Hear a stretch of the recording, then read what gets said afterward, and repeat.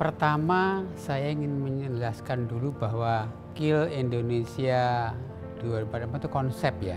Itu berawal dari pemikiran bahwa kita sepakat akan punya Indonesia Emas tahun 2045.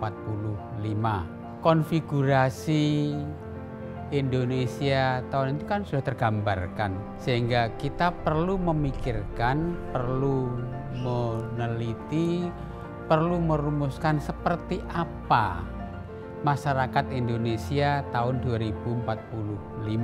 Kalau masyarakatnya bisa kita rumuskan, skill apa yang dimiliki orang-orang Indonesia tahun 2045 yang cocok dengan kondisi tahun itu. Itulah yang melatar belakangi kenapa kita mengkaji, memikirkan, merumuskan skill Indonesia tahun 2045.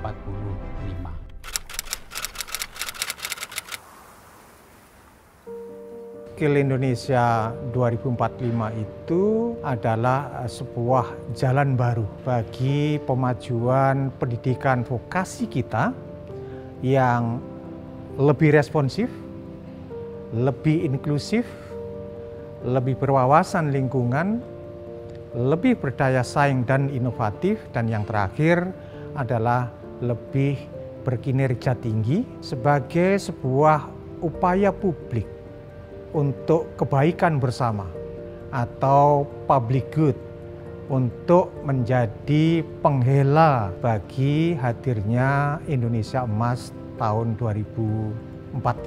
Skill Indonesia itu adalah sebuah jalan baru dan sebuah kebaikan bersama yang perlu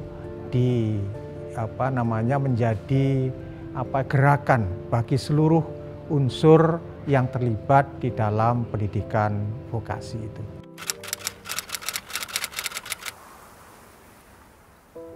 Skill Indonesia 2045 itu dipersiapkan, dipikirkan agar orang-orang Indonesia ini punya skill, punya kemampuan yang cocok dengan kondisi tahun 2045.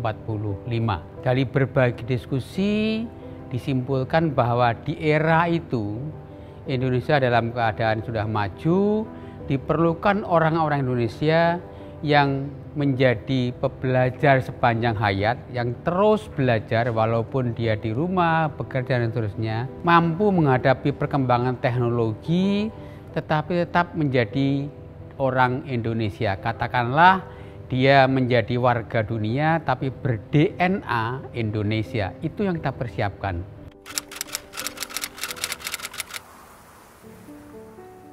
Tujuannya seperti yang tadi didefinisikan, bagaimana pendidikan vokasi kita itu bisa mengatasi tantangan-tantangan global maupun lokal, sehingga bisa mengantarkan kejayaan negeri ini pada saat nanti kita ulang tahun 100 tahun kemerdekaan kita di 2045 dan tentu tahun-tahun selanjutnya.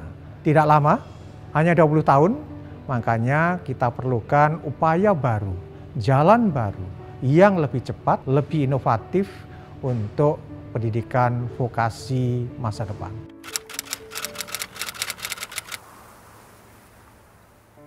Skill Indonesia 2045 itu kita desain bukan miliknya kementerian, bukan miliknya industri, tetapi ownership dari Skill 2045 itu adalah semua pemangku kepentingan yang terlibat. Dengan tesis seperti itu, kepercayaan seperti itu, maka penyusunan Skill Indonesia 2045 itu melibatkan semua pihak yang peduli terhadap pendidikan vokasi masa depan.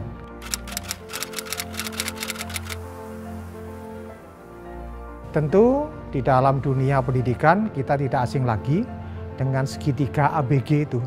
Ada akademisi, ada government, ada business sector. Nah, ini yang menjadi inti terlibat di dalam penyusunan core dari Skill Indonesia 2045 itu.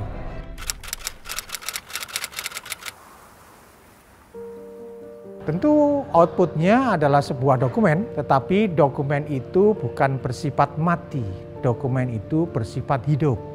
Artinya bisa jadi dokumen itu tahun depan ada penyesuaian-penyesuaian. Tentu dengan dinamika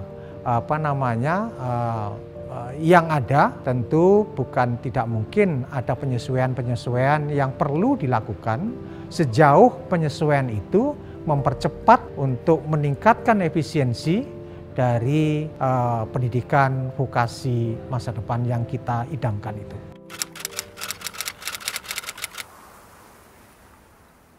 Skill Indonesia 2045 itu menjadi peta jalan kita bersama. Karena pendidikan vokasi adalah kebaikan bersama, maka kita perlu membangun kontrak sosial baru. Kontrak sosial yang baru itu artinya adalah semua pemangku kepentingan itu terlibat, engage di dalam kegiatan pendidikan vokasi yang akan datang itu.